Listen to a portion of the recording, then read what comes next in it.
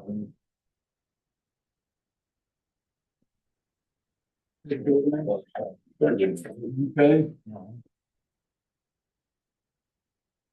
At this time, I'd like to call to order the 24 March 2025 Jackson County Commission meeting. And I'd like to say thanks for everyone being here. We have a number of items on the agenda tonight. In our new business portion, we have some budget amendments to make, and certainly we have a number of boards that we are appointing membership to tonight. And then we have several items in our work session portion of the meeting.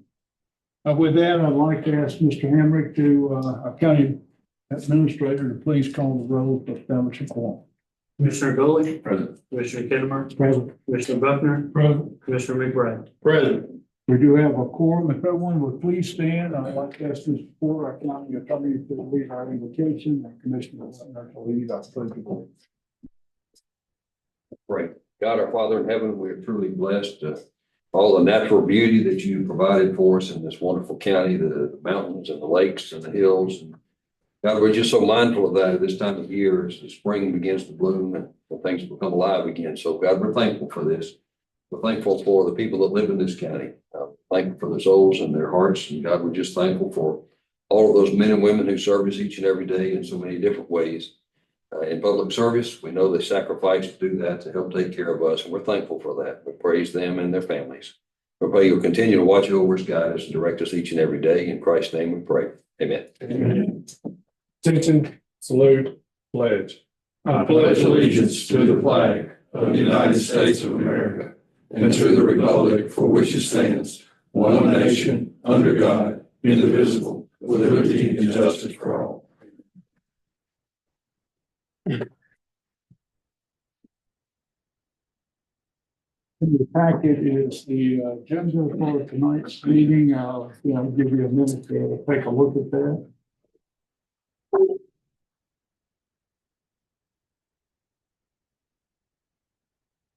So do I have a motion to approve the 24 March 2025 agenda?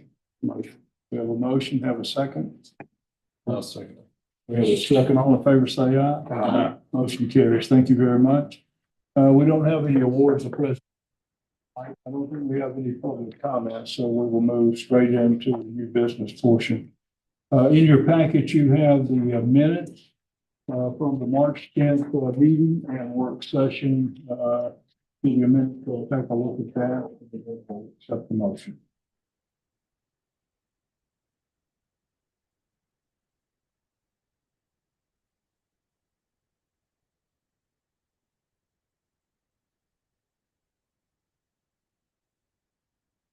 Do I have a motion to adopt the minutes from the March 10th, 2025 meeting and work session? I'll make that. We have a motion, have a second. Have a second, all in favor, say aye. Aye. Motion carries. Thank you very much. Next item on the agenda, and we do have several of these tonight. We have over the last several meetings made some decisions on some budget items that we greatly needed for our directorates. And so we want tonight to make sure that we adjust the budget amendment to reflect those decisions that we have made. Let me turn it over to our county administrator, Matthew Hammond.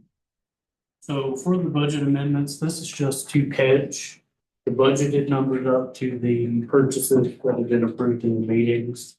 For the general fund, it is for the mower that was approved. For the roads and bridges, Fund 112, that's for that paver.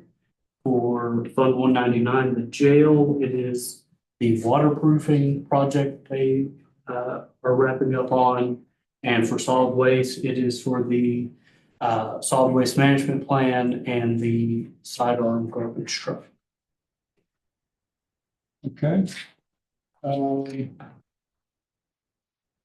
I have a motion to approve the budget amendment for the general fund 001 approved expenditure of $16,075? Make the motion.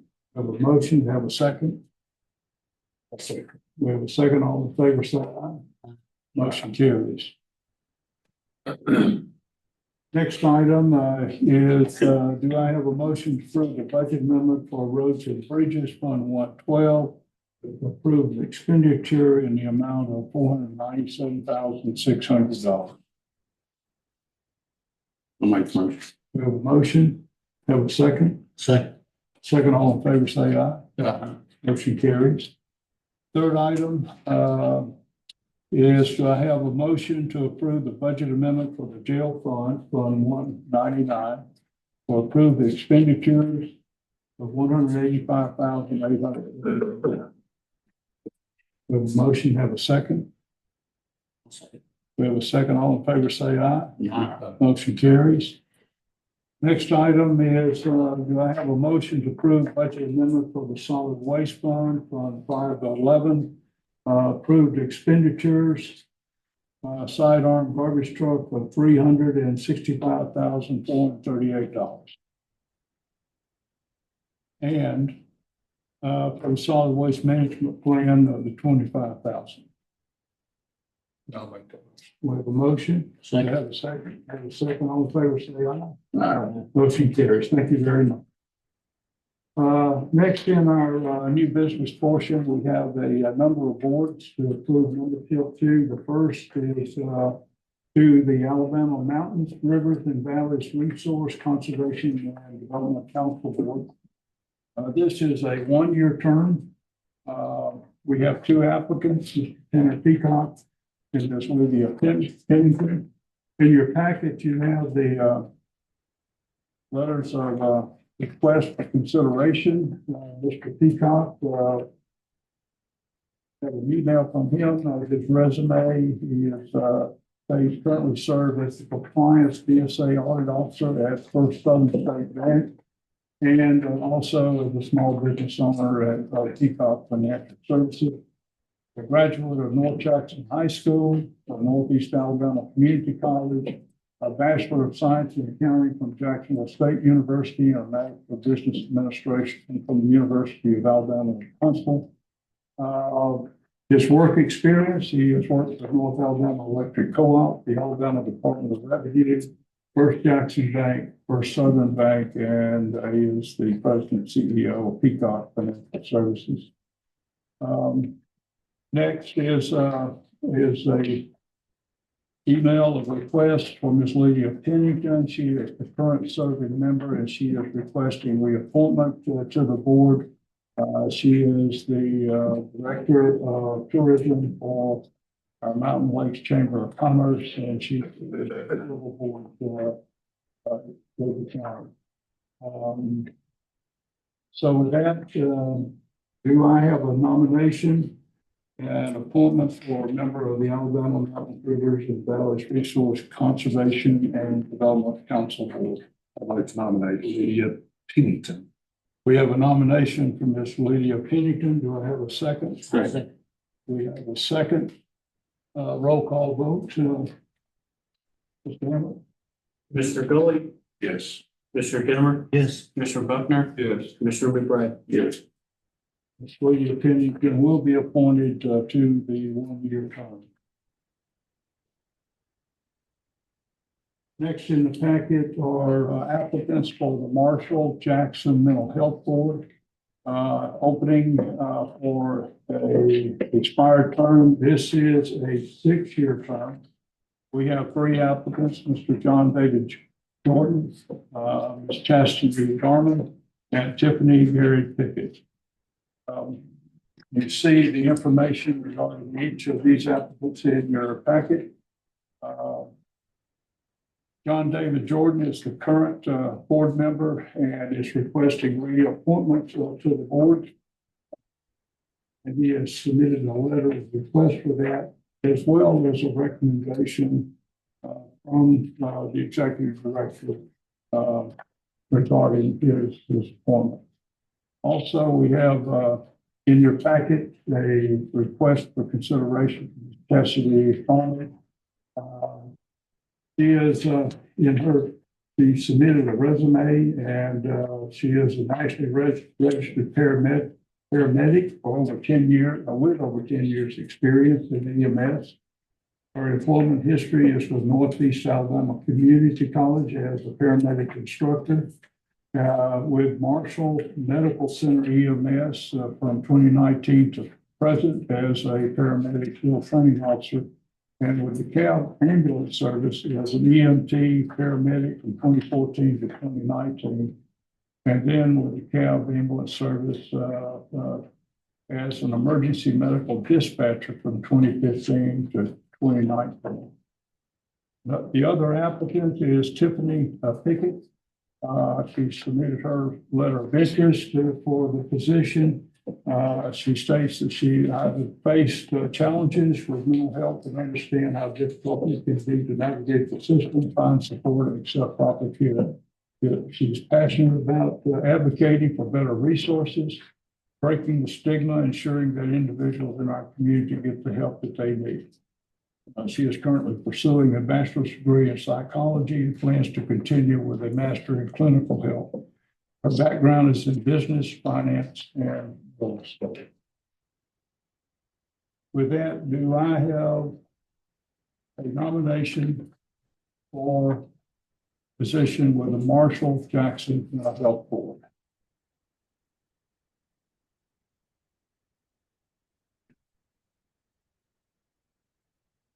Nominate John David Jordan. We have a nomination for John David Jordan. Do I have a second? I'll second. Do we have a second? Roll call vote, please. Commissioner Foley, Yes. Commissioner Dimmer, Yes. Commissioner Buckner, Yes. Commissioner McBride. Yes. Mr. Jordan will be appointed to a 6-year term for the Marshall Jackson Mental Health Board. Thank you very much. Next board for consideration is the Jackson County Water Authority Board. We have 3 applicants for that board. Mr. Cody Miles Putman, Mr. Tanner Peacock, Mr. Sam Houston.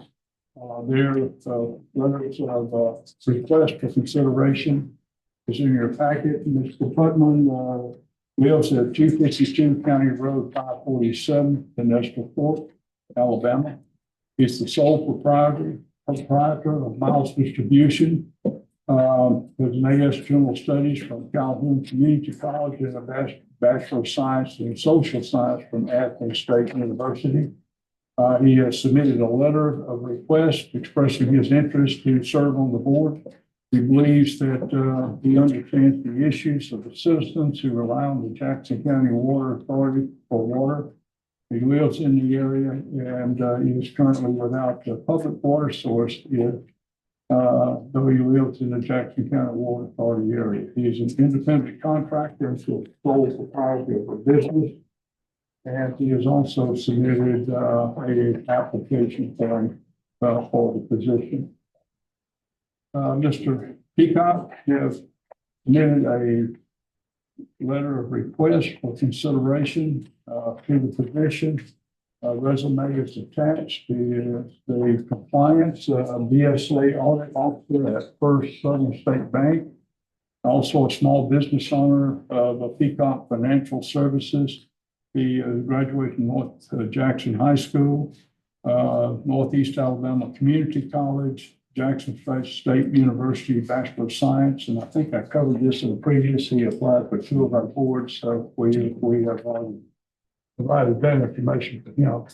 Mr. Sam Houston sent an email request. He is the current board member. He is requesting reconsideration to serve this additional term. And he said, I would be ready and available to sit on this board for another term. He would accomplish some really good things during my tenure. There are still things that would like to help accomplish for this board. With that, do I have a nomination for the Jackson County Water Authority Board? Nominate Cody Miles Putman. We have a nomination for Mr. Putman. Chair, I have a second. I'd like to nominate Mr. Houston. All right, we have a nomination for Mr. Sam Houston. You have a second for Cody. Yes, let me do back up. Do I have a second for Mr. Cody Miles Putman? I'll second. We have a second for Mr. Putman. With that, we will need to take a vote, roll call vote. Mr. Hammond? Commissioner Golick, No. Commissioner Kennemer, Yes.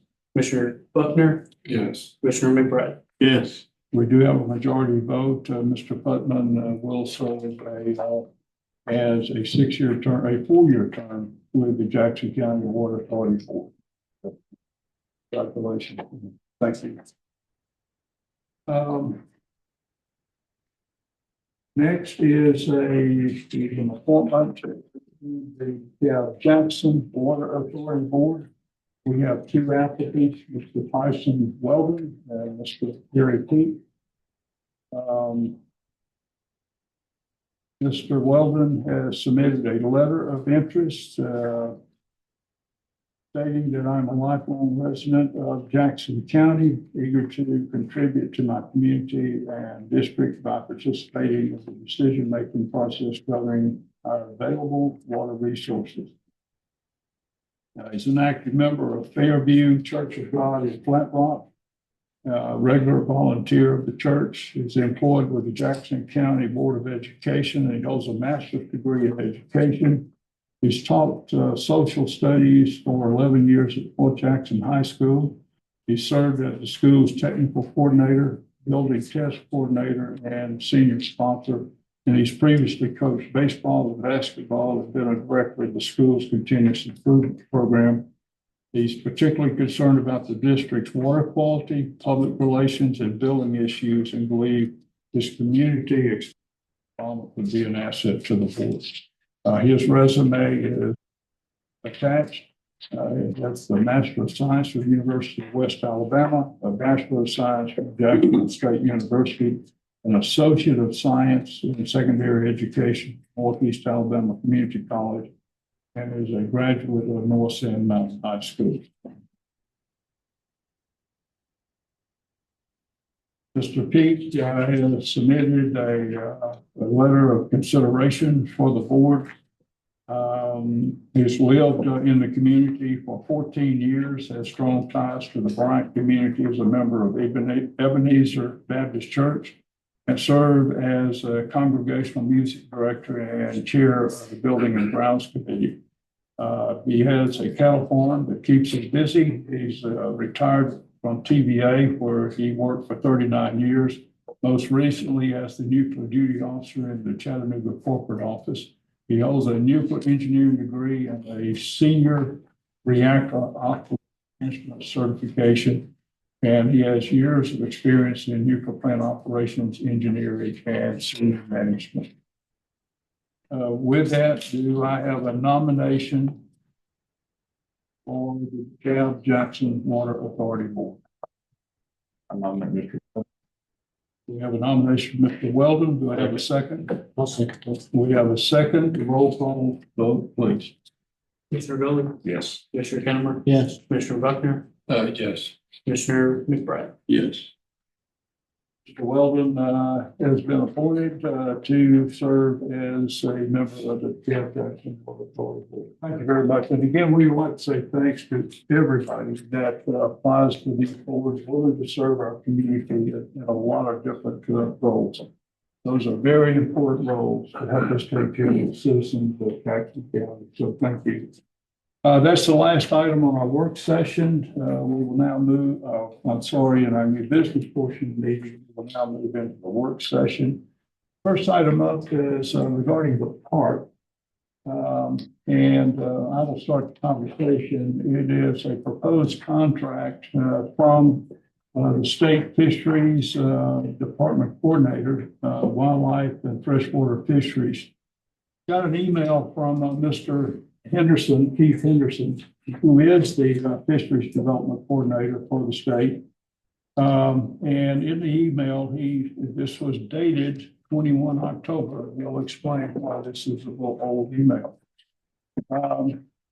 He let me know that the state had allocated several $1 million to utilizing the construction of a new boat ramp in Jackson County. The boat ramp will be at Mud Creek. There's an existing boat ramp at Mud Creek, but given the the large demand for using that boat ramp to put in there. They have decided they needed to add another one. It is on the other side of the road, county road, and so it is very near. Also, he states that the state is currently utilizing a large amount of funding to improve duck hunting ramps throughout Jackson County in the Jackson County management areas.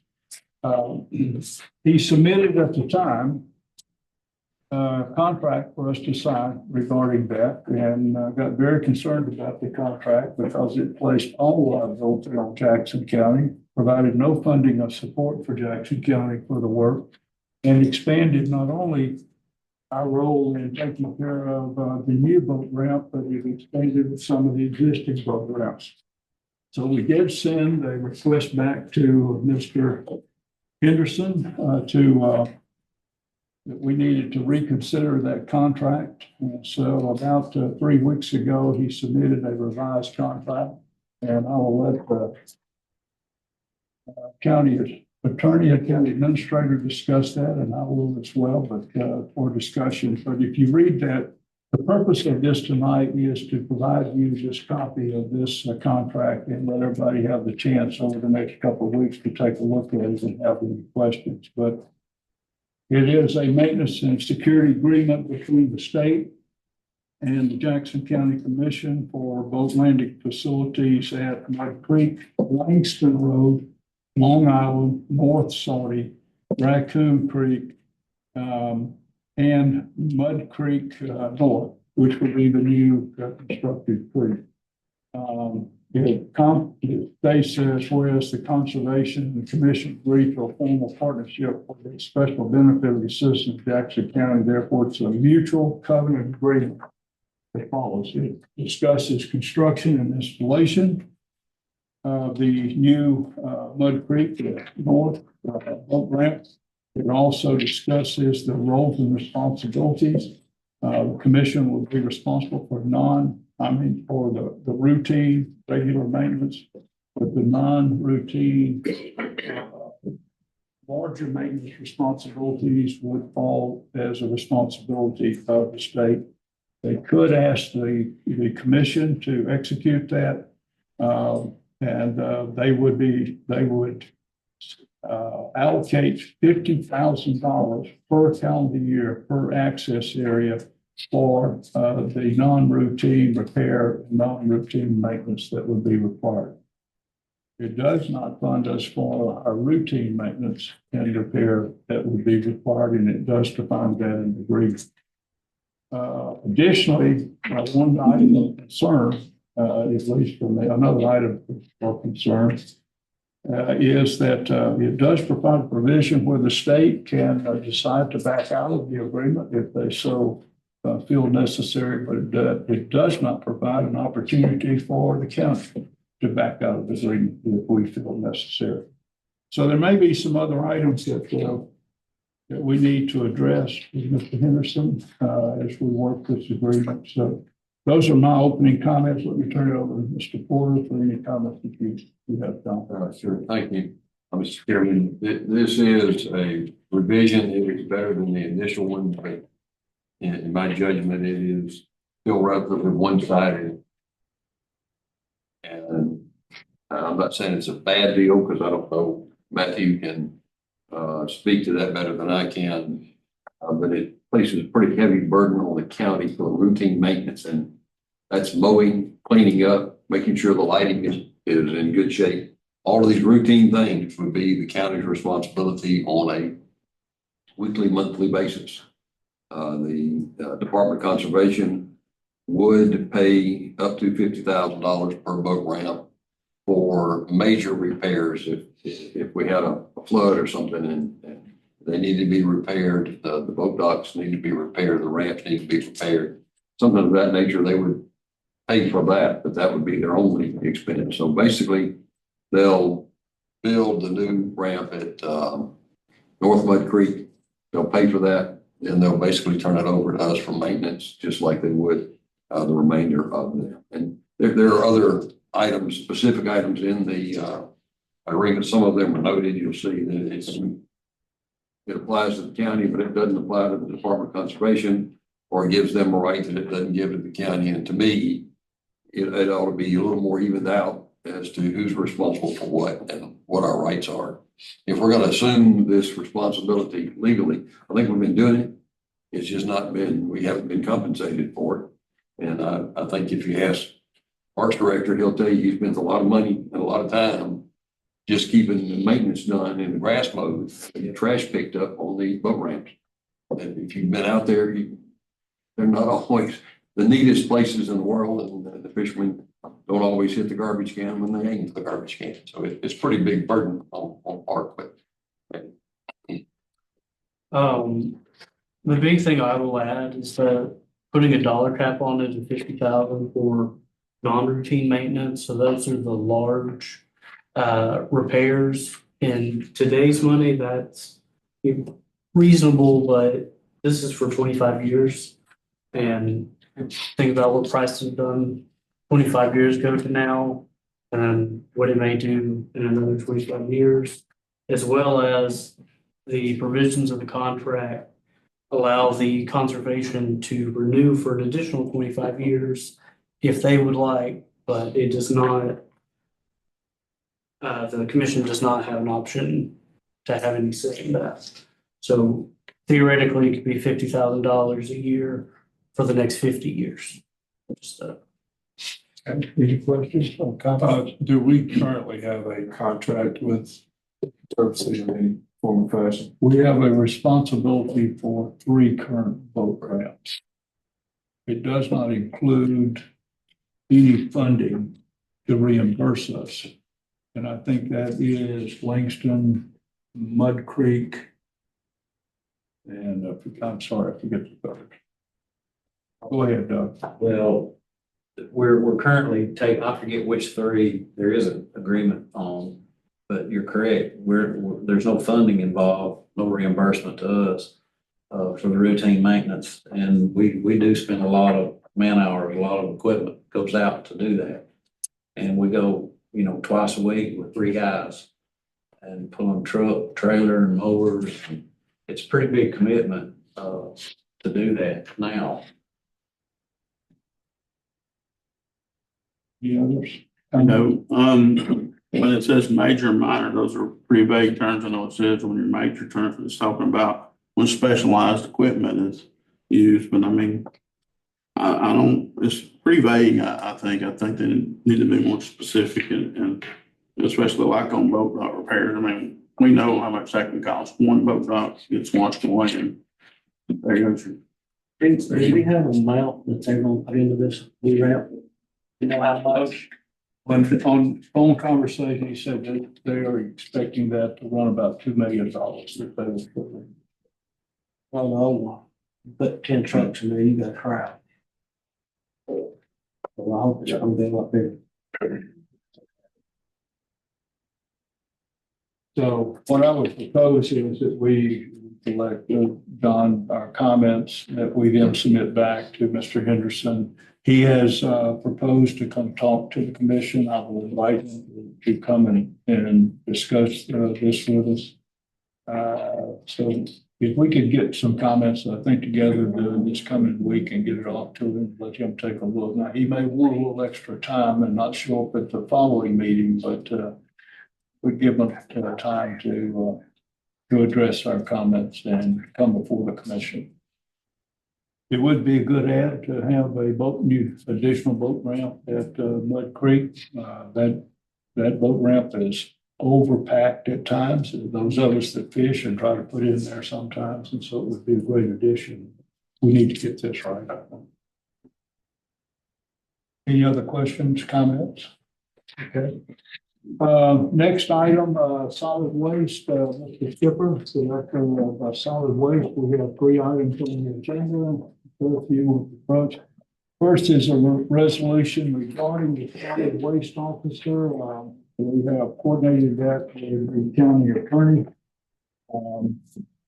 Discuss it with the sheriff and others, and so I will read through that real quick.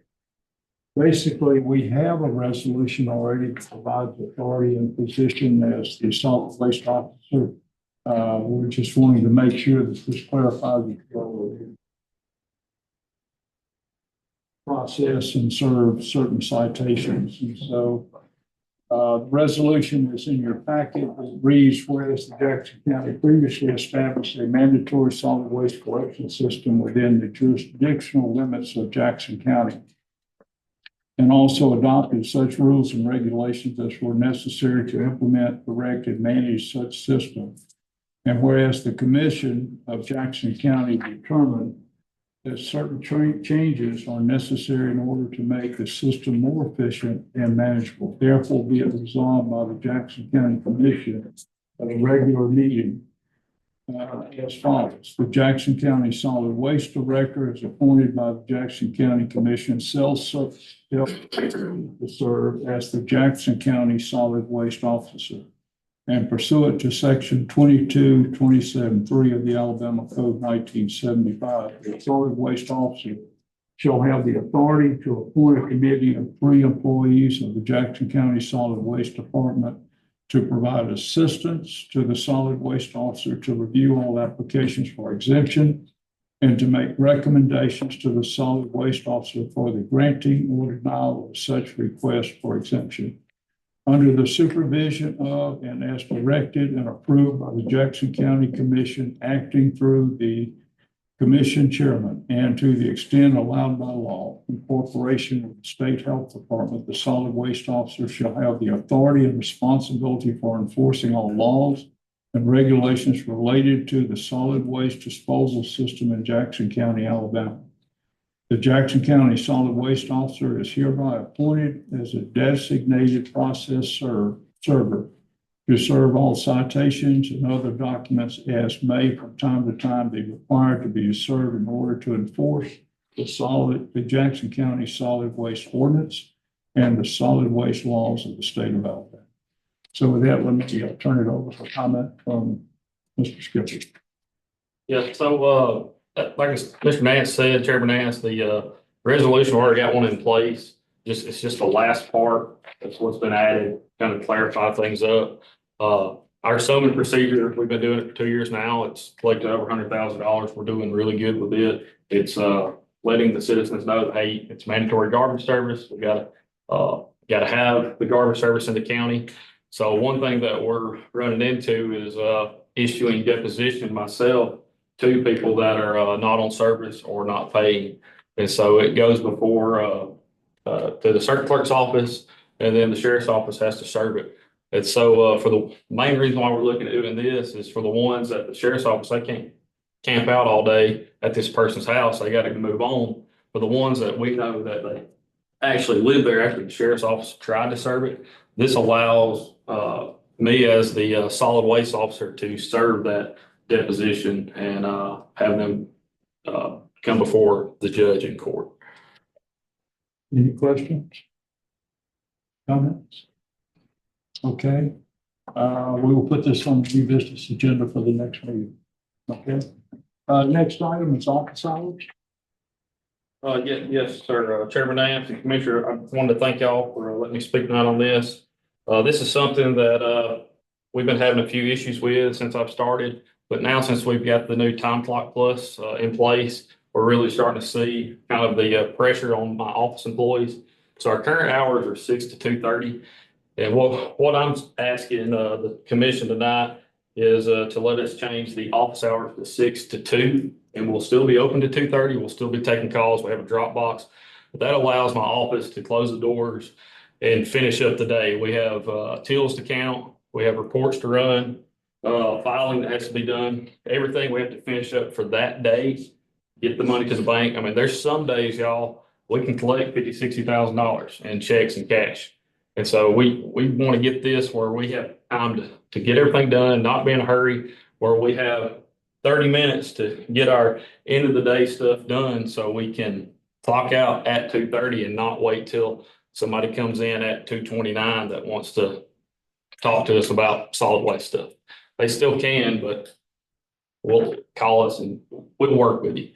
So like I said, this has been something I've been wanting to bring up. Just Haven't yet, but now with the new time clock system, we have to clock out at 2:30, you know, if not, then we're have to start charging overtime. So y'all got any questions for me on this? Question? Have you been having overtime, Charlie? So before the time clock, we kind of just worked it out ourselves, you know, if they would work over 15, 20, 30 minutes, then the next day or two, I'd say, hey, just take a longer lunch or, you know, work it out that way. But it's hard to do with the new time clock system. And I like the time clock system so far, but it's just harder to do with it. Let me ask a question. A lot of our county residents, I think, may be used to the fact that they can still get there at 2:30. A lot of folks, they're going to be more likely to be able to get to your office in the afternoon rather than very early in the morning. Have you considered the idea of adjusting your office hours from 7 to 3? And then doing the same thing at 2:30, you shut it off, and that gives you 30 minutes to do the work. Go ahead. I have thought about that, and I talked to my office. The only issue with that, and we might can split it up, or have some come in at 6 and some come in at 7. But right now, the only issue is my drivers start at 6. So as soon as they get started, y'all 6 o'clock, customers start calling. And then drivers, they start calling the office and reporting, you know, cans are not out or cans that are knocked over. So if we started at 7, we would just have that 1 hour window of no communication with the drivers. And we cannot start later for the drivers because we have to get to the landfill in time to dump. And right now we're already pressing our time on that. How's the landfill close? So let me explain the landfill hour because I can give you the time, but so the landfill is open from 6 a.m. to 10:45. And then they close from 10:45 to 12 for lunch. And then they open back up at 12 and they're open from 12 to 1:45.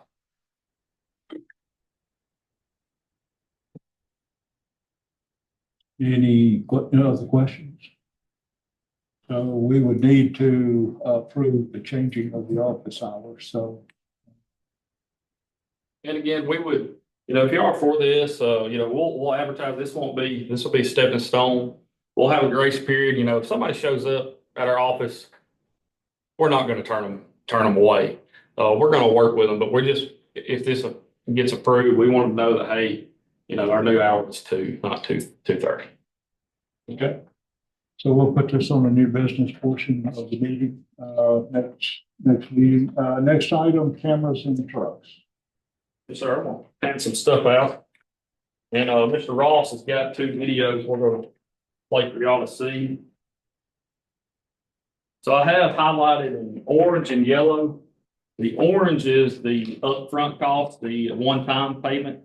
And then the yellow that's highlighted will be the monthly charge.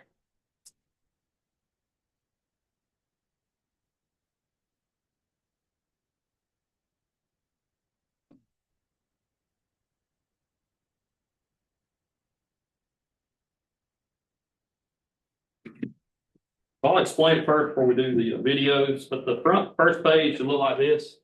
This will be a quote for Third Eye. So this is our a camera system that'll go into our garbage trucks. You can see in orange the highlighted upfront costs to add the camera systems and everything. So how they quoted this is you can see the $9,650. That's probably the most. That's with them knowing that or that's them quote with nothing added to it. So we already have cameras added to it. We have certain things. Some trucks already have the mount. So this total price will be less.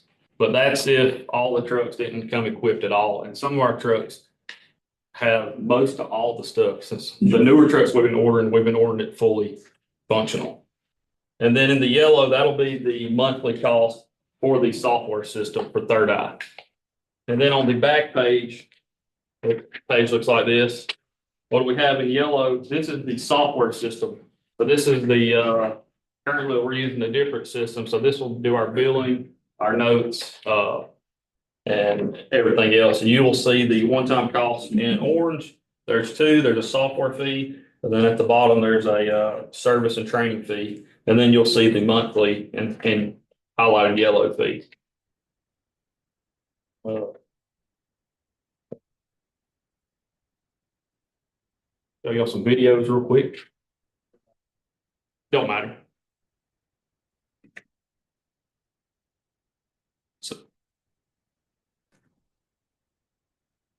So here's a view of the driver driving. You got the view of them on the side, both sides, the rear, and then the front.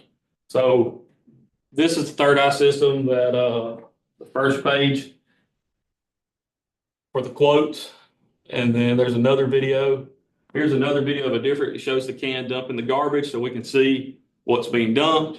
It's got the side view, the front view, and the rear view. So it's got a 360 view of everything. We're looking at this system for multiple uses. One, for customers. Customer doesn't put their can out. They call down, you missed my can. It'll automatically send that video to our software system and lets our office see that, hey, the can wasn't out. We've been rear-ended, we've been hit different times. We've had where troopers work the report. The first thing they say is, I need video footage of your cameras because they see the cameras on the system. And right now we currently don't have anything to record anything. And then if you can show that screenshot. So this is the view, the soft pack. This is the software system that they'll work with.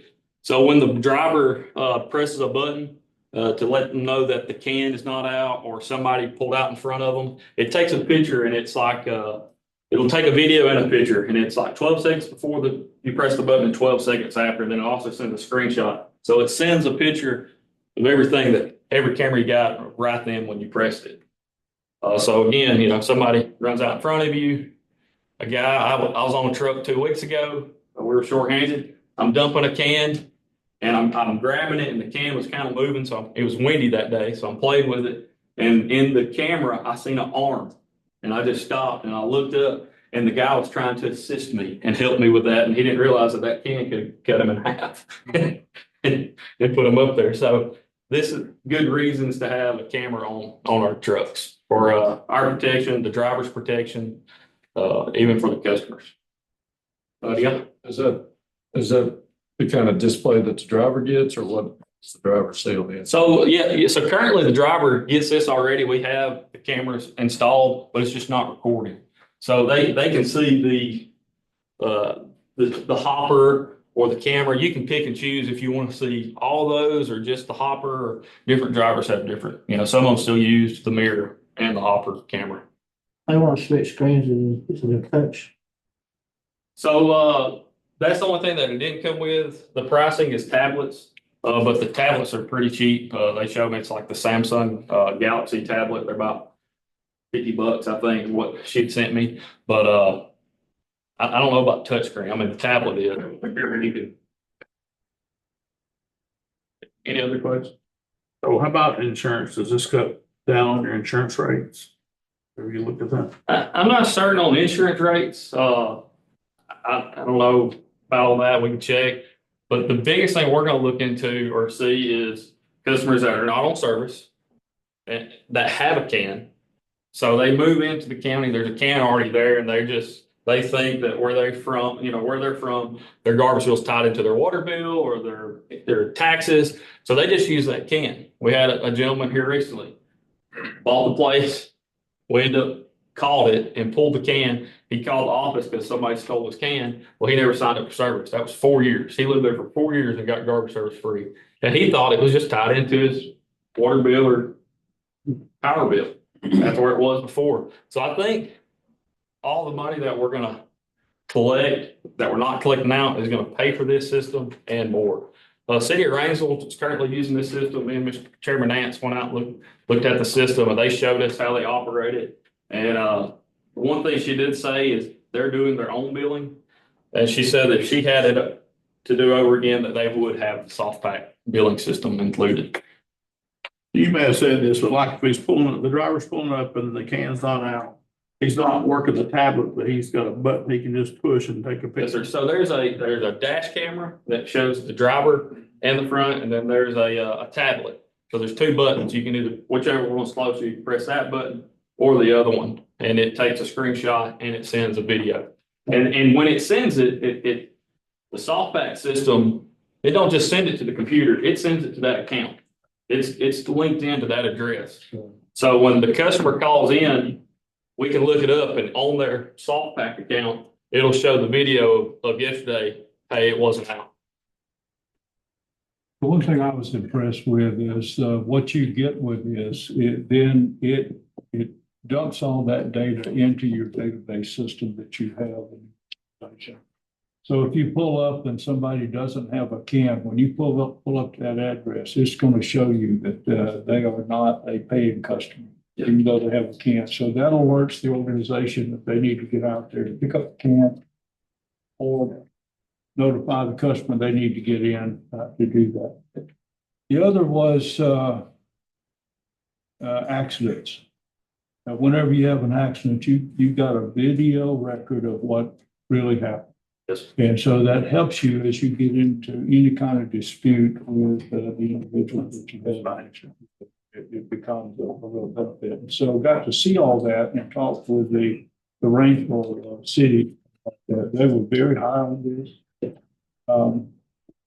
And as Caleb said, we have had some issues in the past if we do not have video records to use whenever we have a situation like this.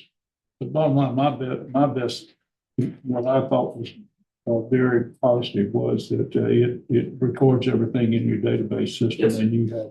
And see, currently our database, our system does not work compatible with this. So that's why I'm suggesting the softback as well. So we have the whole system. Another thing I didn't touch on is a delinquent account. So the customer gets delinquent. How we're doing it right now, we let them get, I think it's 6 months delinquent, and then we send a can guy out and he pulls the can. So this system here allows you to, on the tablet, it lets the driver know not to pick up that can. They're a delinquent. So when they pull up, they don't dump the can. The customer calls in, you didn't pick up my can. We let them know they're delinquent. So then they're not racking up a bill for 6 months. They just got a bill for 1 month. And we're not having to pay an employee to drive out there all over this county picking up cans, and then they pay and then we go right back out and deliver the can back out. I am going to ask you to do one thing. I Yes, sir. would like to see you go back and take a look and get a repricing, given that you have several trucks that are already equipped with equipment. I'd like to see a real price on what it's going to cost us to equip with. And is this the only people that do Sir? it? Is this the only price you can get? I mean, is there other companies that do it? You know? There is other companies. I went with this company because our neighboring cities and counties are using it, and they have recommended this company. The trucks that we're currently buying, the haul beds that are built in Fort Payne, they come equipped with third eye camera system already. So we don't have to buy different cameras with a different system. We're already getting the cameras with it. But that shouldn't be a problem getting a quote on that. Have any of the employees expressed concern about being on camera? So we did a demo, and because the last truck we purchased, I'm fully equipped with this. So we did a demo for about 2 weeks. And when I told him he was going to do it, at first he was, yeah. And one of the salesmen told me, he said, and he's a salesman, but he told me, he said, majority of the drivers are against it until it saves them. And then they're an advocate for it. And he said that, trust me, I've seen more employees that it saved them than it hurts them. Again, if you could get a good quote for us, give us what we are. Absolutely. We okay with new business next meeting for the updated quote? Okay. All right, next area is maintenance, roof replacement and repair on public works office. Director, what we do?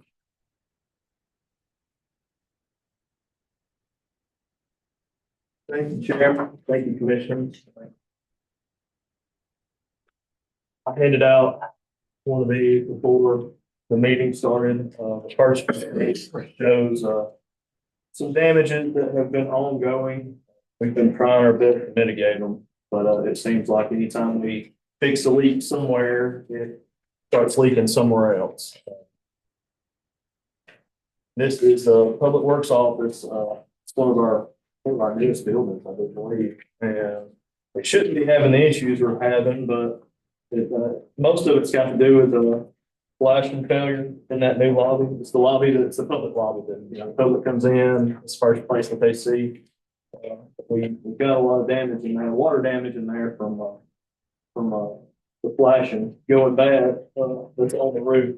If you look a little bit further into the packet, there's an inspection sheet that shows a lot of the issues that we are having on the buildings. A lot of it's smaller stuff, but then there's some areas like the weatherproofing underneath the flashing. A lot of it's gone. It's just degraded over time. There's some pitch problems on that metal canopy that's out front. If you look at the first page that shows the inspection, the way they set this flashing up, originally the water actually sets back and pools in this area instead of flowing off the roof like it should. I mean, you're gonna have water leak into the building there over time, it can break down. Also see a lot of repairs that were done in that area trying to weatherproof the outside. Further in, you can see the flat roof that's on there. It has lost a lot of the asphalt gravel off the top of it. We've done quite a few repairs on it. Again, it's the same issue. It's kind of the same issue we run into over at our solid waste building. You know, we would fix a spot that would leak and then it would just move somewhere else. So it's at the end of its life. And there's not much else we can do on the maintaining side other than replace a lot of this stuff that's on here.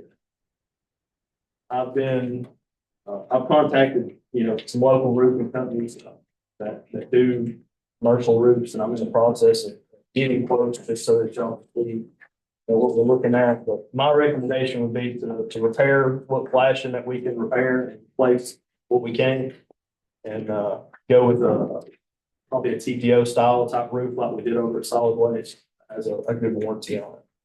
How old is this roof? It's from when the building was built. When was that building built? Occupancy began somewhere around 2020.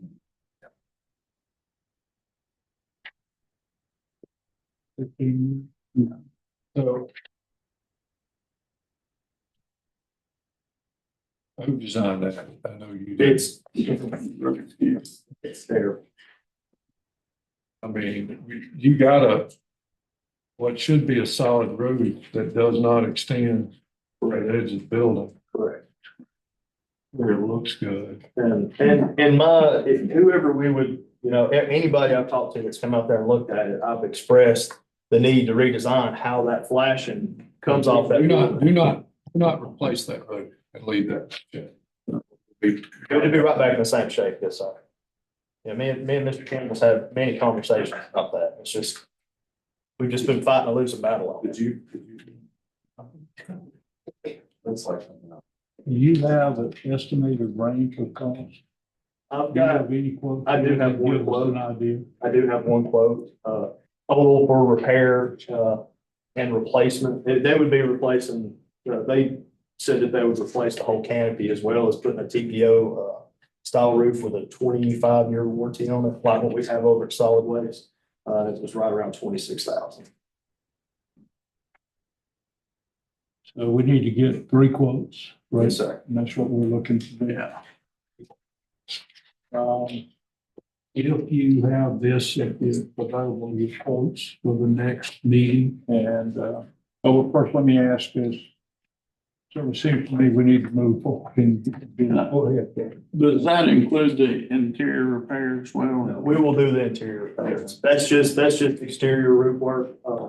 We can fix all that on the interior fairly easily. We just got to keep the water from coming in. There's not any point trying to fix it right now.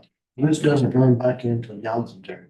Some of it does. Yeah, the flat roof does. The biggest issue is the lobby, the canopy, the metal roof canopy lobby. But there are some we have had some, water penetrations as well throughout the life of this roof on the flat asphalt roof. Okay. New business next meeting, are we okay with that? And if you can bring 3 quotes with a recommendation. Yes, sir. No problem at all. Okay, Thank you, Chairman. thank you very much.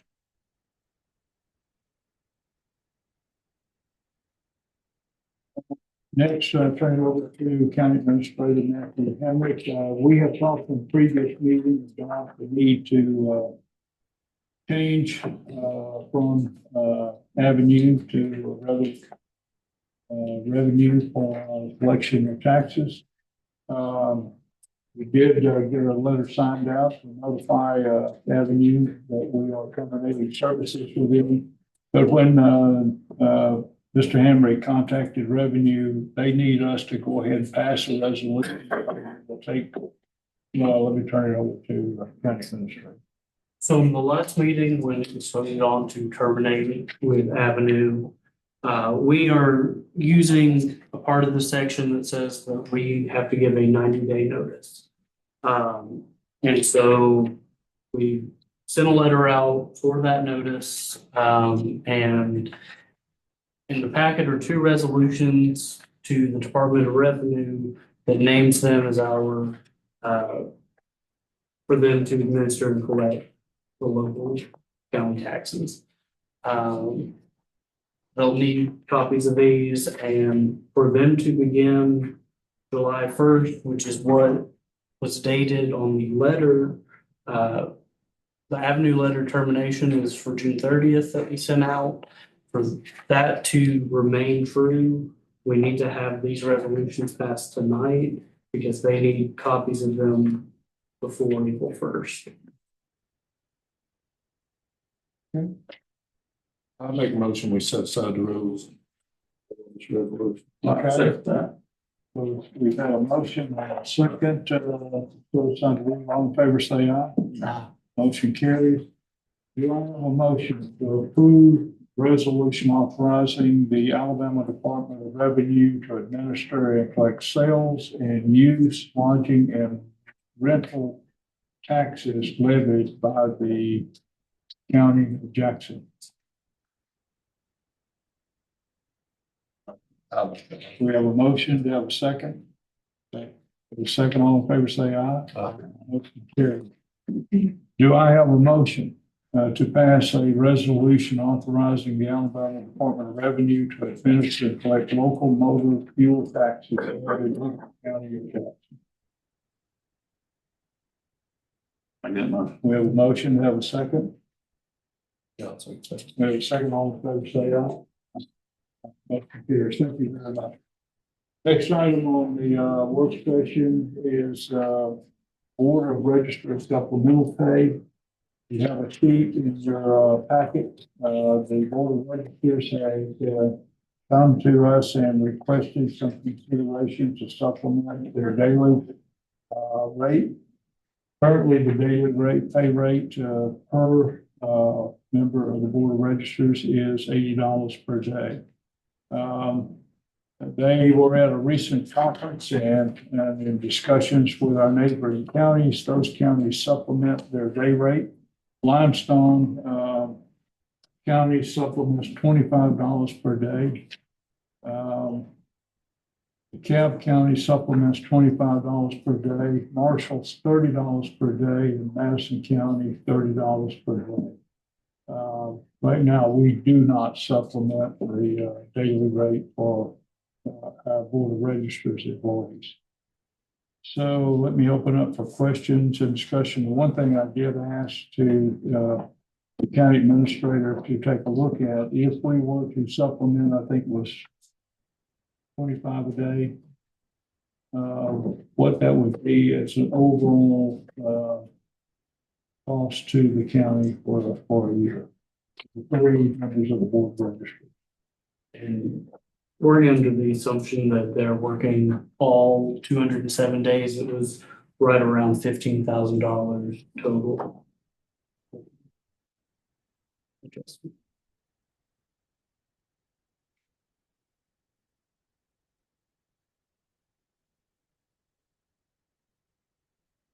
Let me open up for any questions, comments. Question I have is, where does this money come from? Who's paying it? If it was a supplement, it would come from, it would not be. So the board of registrars right now for that base pay, the county is reimbursed by the state. But any supplements would be the responsibility of the county. And it would be general fund. Yes. And so all the other counties are doing All those counties that, we're taking a look at, they are supplementing the base pay.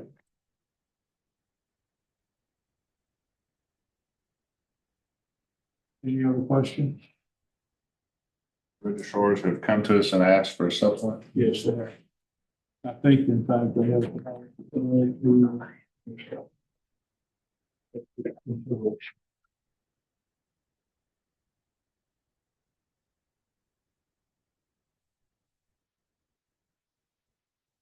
Any objection to putting this on the new business portion of the next meeting? Okay, we will do that and we will then consider that at the next meeting.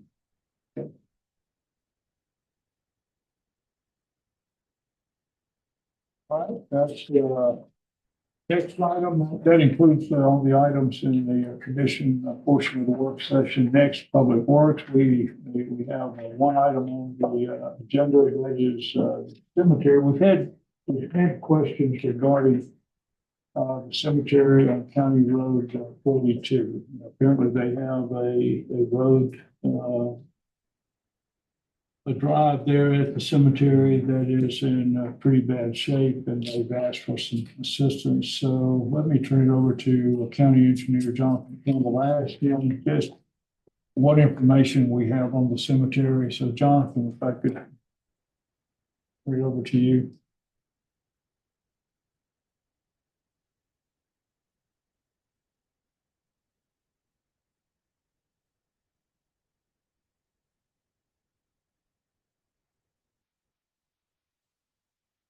Thank you, Chairman, Commissioners. As with other cemeteries throughout the county, there's a provision made in the law where the driveway can be maintained by the county. Limitation on that is active public cemeteries as deemed by the commission. So the history of such is slightly vague in the fact of record keeping from the beginning of time. So mostly we rely on our SIM system, which is our maintenance management system, and a list of cemeteries in which work has been performed in the past. So the issue with the cemetery, subject cemetery, is that recognizing the request, it's not found on any list that we maintain of cemeteries that we have worked in the past. In a complete search of our SIM system, there was one time apparently in 2012 to where a request was made by the chairperson at the time, and the description of the work performed was scrap rock off the yard was dumped for the cemetery to use. So that also seemed to raise a little question about the item.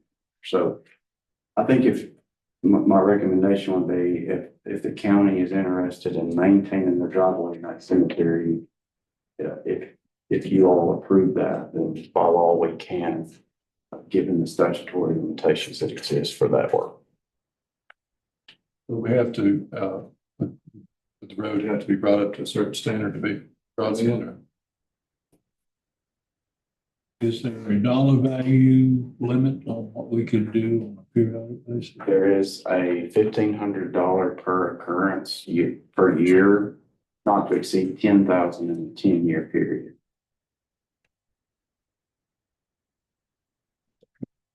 What you have to do to bring it up to? I guess it would depend on their particular request, but there's existence of pavement It's a circle drive, basically. And it's been paved at one time and it's washed out and there's a large gully in that. So it would depend on the extent of the repair, but we obviously can't do a whole lot for $1,500. It's generally just gravel.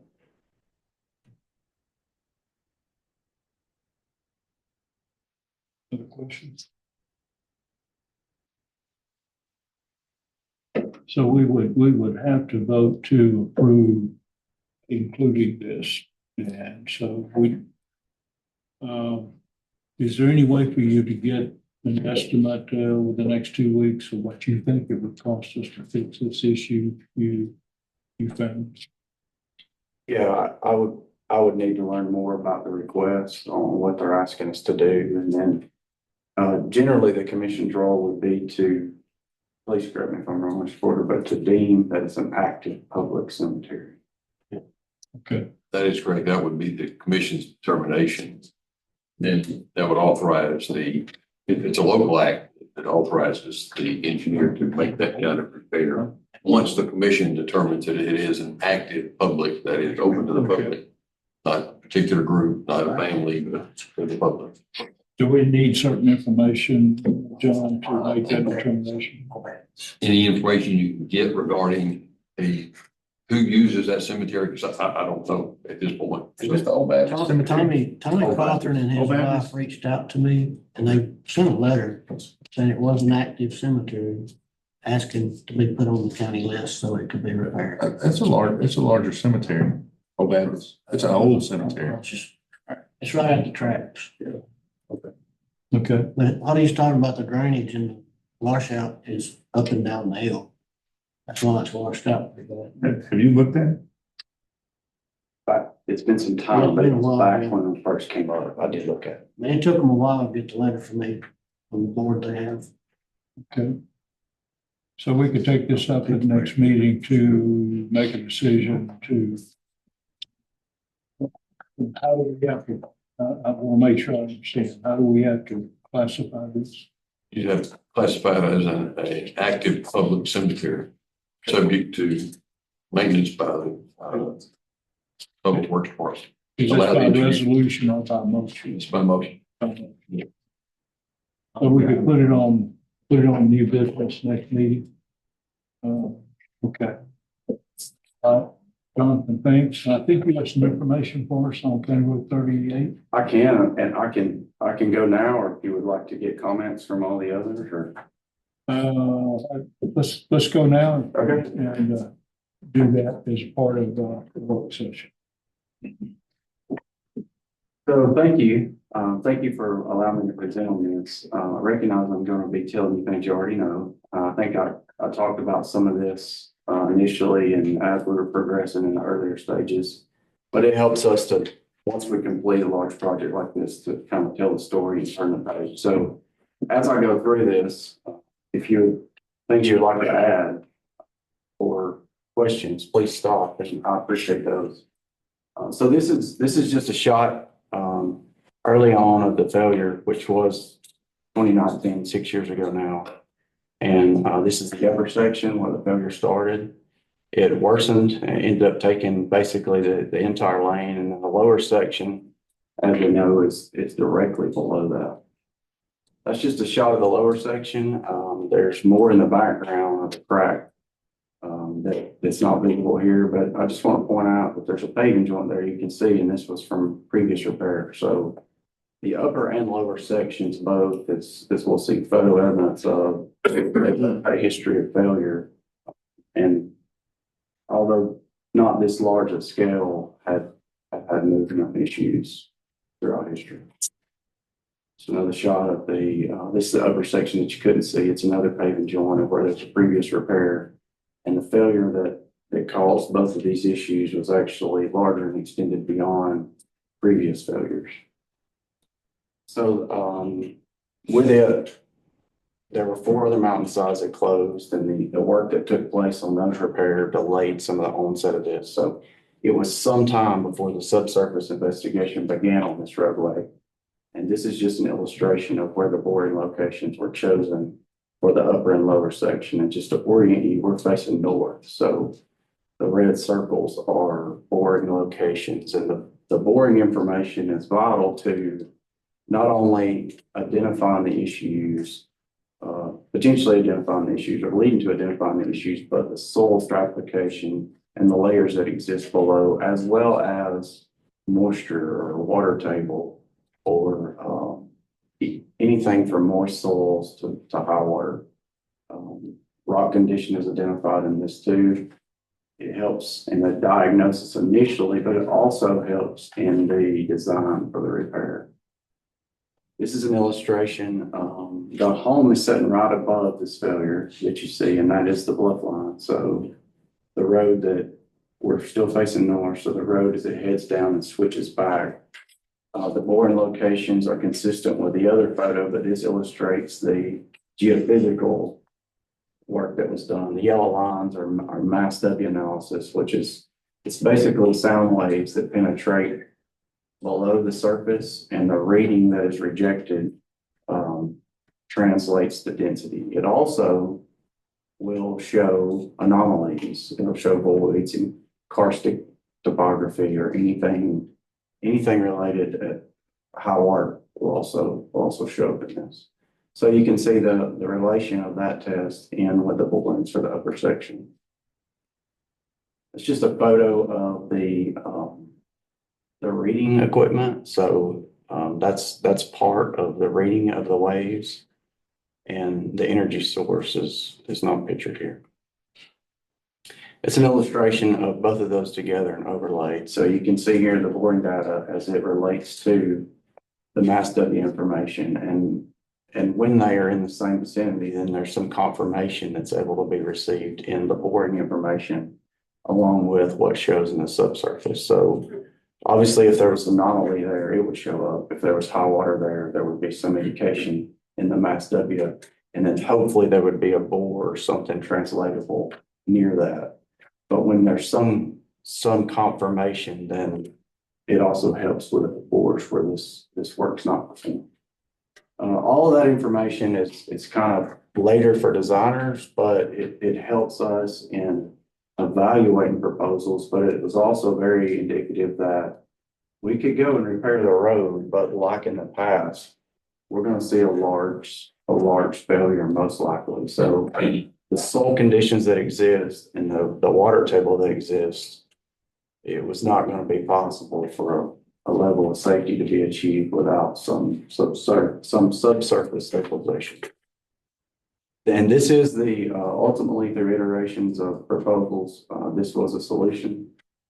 And I'll just kind of start at the top and work down. This is consistent with what we see out there with our eyes today on the finished product. You see the roadway there, and then that face of a shotcrete wall. What's not evident are the stabilization and the mechanical components that are in the earth. So you can see working from top down, you can see the soil nails and the different layers of soil nails that extend back into the slope. You can see the drains that protrude that shotcrete face like present day. And then the lower section is a cap. That's a reinforced concrete cap, and beneath that are soil nails, micropiles that have a vertical and horizontal component. Not pictured in this are the wick drains. So there are sheet drains behind the face of that wall. You'll see in the photos of the construction that are evident, and they help to alleviate any static head or water pressure that could build on the wall. That, in conjunction with the horizontal drains, handle the water component. So generally always with these slope failure repairs, it's a water issue. That's really the driving force or the reactive that causes this failure and would eventually lead to discontinued failure. That's just a plan view of basically what that section view was. So if we take that and apply those rows and columns of soil nails, that's what we can't see behind that shotcrete wall. The lower section is the cap, and what we can't see are the vertical components of those micropiles that are beneath the earth. Obviously, the components that are horizontal protrude into the soil, and they're back through the wall and then diagonally off that cap as well. So the work begins once the plan's in place, and the clearing It was almost a year ago to this date because we were working in advance of bat season. The trees must be down and clearing and grubbing performed before we get into prime time for bat migration and possible issues with our trees. So the clearing and grubbing was performed in advance of that. These are all county components. I'm gonna try to emphasize that as I go through, because unlike some of the slope failure repairs we've done, that was contract work, the county took on a large burden on this for advantages in our reimbursement. So the clearing and grubbing is one such item, and this was all done by county forces. That was the upper section in the prior photo. This is the lower section, clearing and grubbing. And I need to mention our landowner that was gracious. So you saw the home that it sat on the edge of the bluff.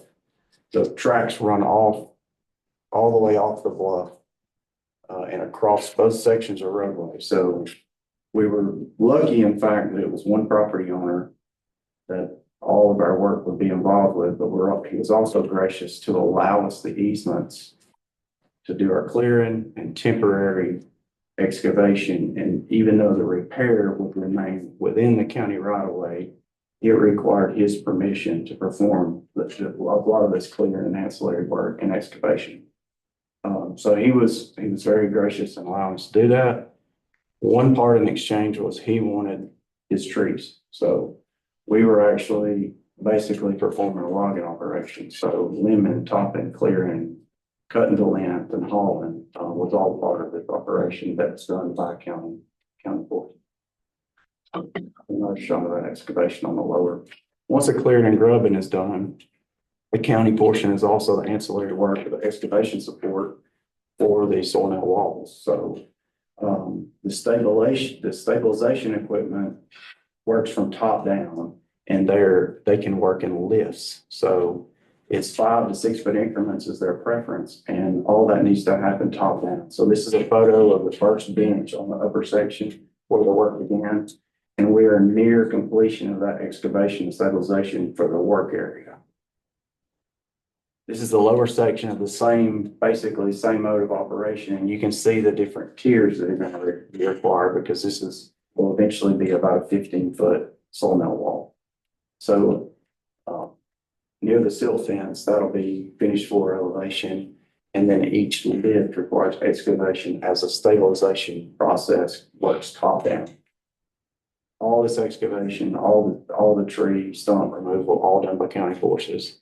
They work the site to where we could use on-road trucks and not have to switch to off-road trucks like we have in some of the larger excavations in the past.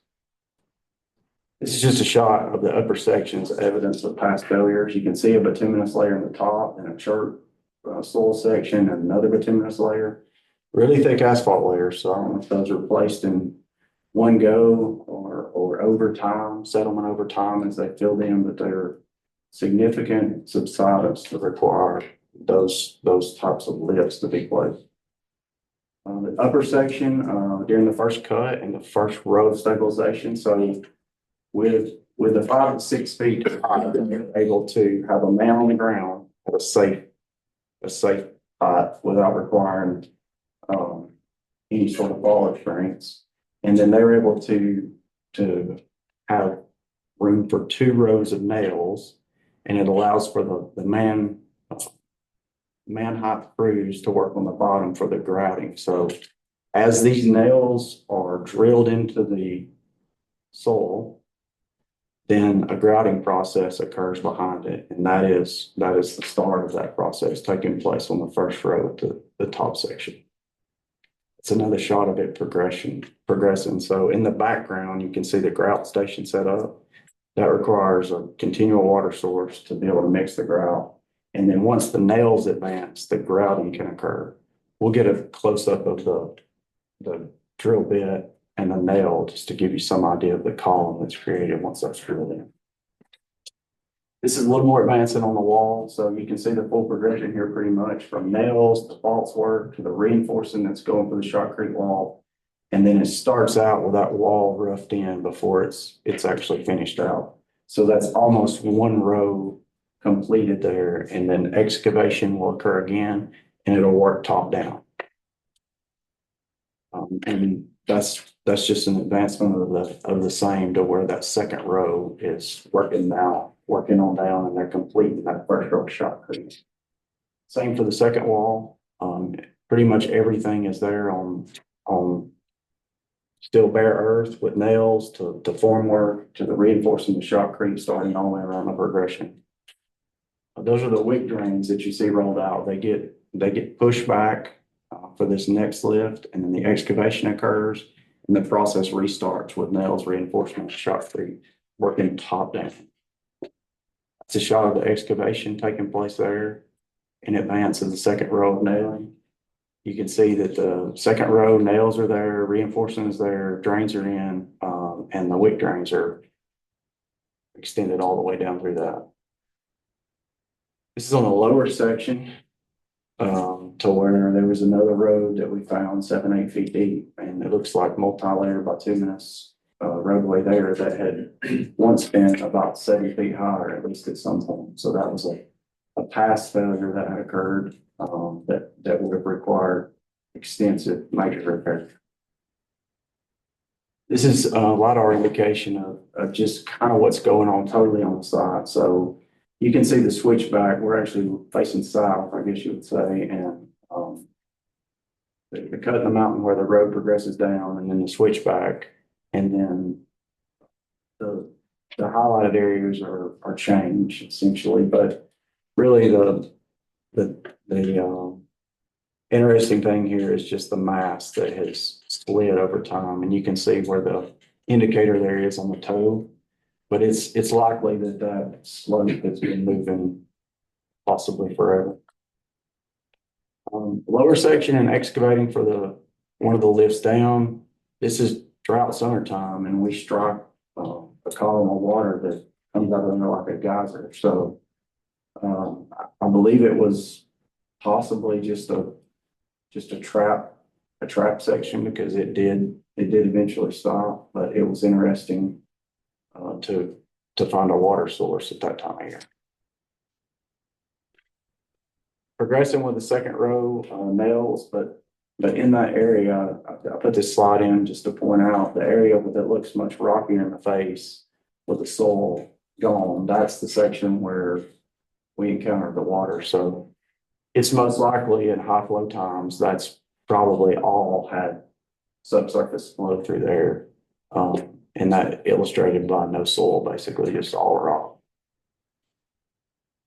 Just a progression of the wall working top down, and that's roughed in on the top. That section now is ready for shotcrete, and you can see the shotcrete progression. It starts out rough like that, locks in the reinforcement, and then the wall is actually worked smooth for a finished texture like that. So this is near completion now as far as floor elevation. We're pretty much all the way down except the work to be done that you see in the background.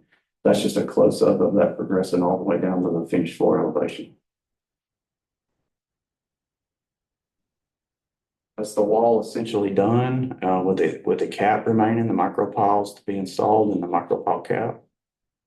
And that's a photo of the cap in and the drain. So it's hard to make out, but you can clearly see the drains that are on the wall, but also in that cap, there are drains, and you can barely see them protruding out of that face, but the wick drains would tie into that.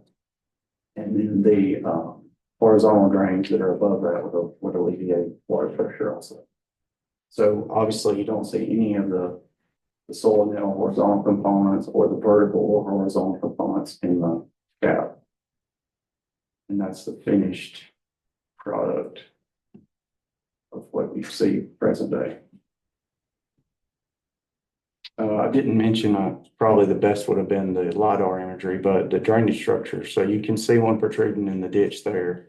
That actually lines up with an existing drainage way that's evident in the LiDAR image, but there was not a drain there initially. And then upslope, a lot of that drainage was intercepted and redirected away from this site. So once we get near the very top failure, there's no choice but to but to get the water there before it gets to that side. So it's directed off to near the curve on the lower section and carried by the ditch to a new cross drain that's just beyond what you see in the background. And that's an aerial photo of the major repair, present day. I mentioned our landowner and how gracious he was. This is all his property, so he wanted his trees, and he wanted his dirt, thankfully. So we were able to place soil in the areas that he wanted it, which was very near the site. So just top slope, we're able to haul and dump that material.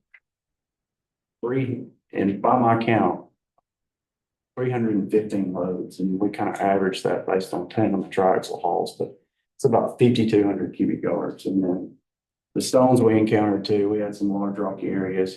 We placed those for him, and then you can see the logs stacked there for him. And the end. No. Any questions? Very good job, Chairman. Same process for 94. Not exactly. Not exactly. I mean, generally, but it's different. Each section's different. Yeah, it's 3 sections. Thank you all. Thank you, John. Okay, that's the last item in our work session. Now reports from staff, county administrator, Nothing to add. county engineer, anything else? No, sir, thank you. County attorney, Thank sheriff, anything else, guys? Okay, if nothing, comments from the commission, District 4, Commissioner McBride. As always, I want to say thank you to all our employees for the hard work they put in. John, you did an excellent, y'all did an excellent job with that site failure. Of course, most of you know, I grew up there in Langston, so I've traveled that road a lot of times, and to see the amount of work that went into that, I didn't really realize. I guess most impressively to me, I was wondering where that water was going to that bottom wick. So pretty cool how technologically advanced you guys were. Y'all did a great job. That's not to you, but thanks everybody for coming. District 3, Commissioner Bowden. I want to echo everything District 4 said. Plus, we had a lot of wonderful candidates for our boards. Thank you to everybody that went through the application process. If you didn't get selected and you're watching this, please apply for something else or apply again in the future. I would have to say that each cycle that we go through, the applicants are getting better and better and better each year. So very appreciative of that. District 2, Commissioner Clinton. I like what AJ said. We want a great our jobs. We appreciate all the work guys have done. 38 is great. If you haven't been there and seen it, you need to go. It's unreal. To me personally, it just looks unreal. So appreciate all the hard work those guys have done. It's great to work with you guys on the commission. District 1, Commissioner Gold. I just echo the same. Thanks to the staff and employees for all the hard work that you do. And thanks to all the folks that apply for these board positions. You know, it's they're applying to do this for no compensation. It's a service system in the county, and I appreciate everyone's interest in service. Okay, and all I can say is thanks for the comments that our commissioners made. Can't say any more than that. So truly appreciate it. Next meeting is scheduled for April 14th. We'll be here in this room at 5 o'clock. Do want to go to an executive session. It'll be a short executive session for good name and character. So with that, do I have a motion to go to executive session? Make that motion. Motion, have a second. Second, all in favor, say aye. Aye. Motion carries. Thank you very much.